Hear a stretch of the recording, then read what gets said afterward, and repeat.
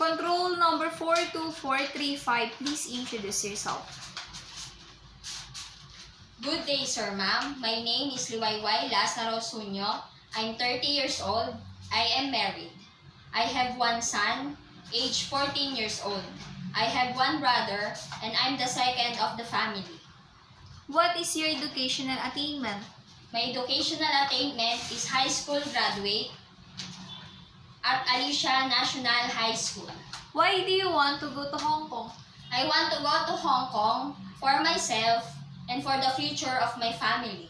Have you been to any country before as an OFW?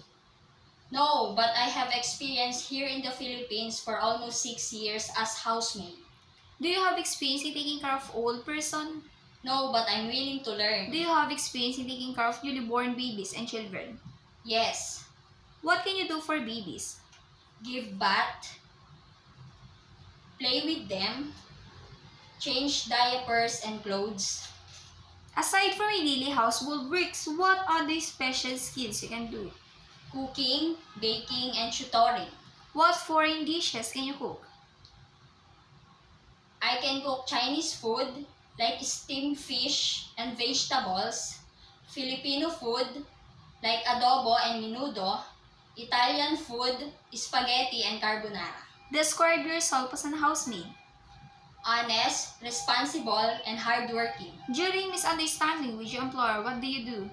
I apologize to them and say sorry to them. Describe your relationship with your past and present employer. How do they treat you?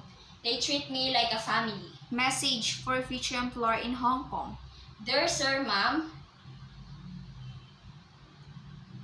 if I given a chance to be your household workers as domestic helper, I will do my duties and responsibilities, and I promise that I finish my contract for than 2 years and more. Thank you and God bless.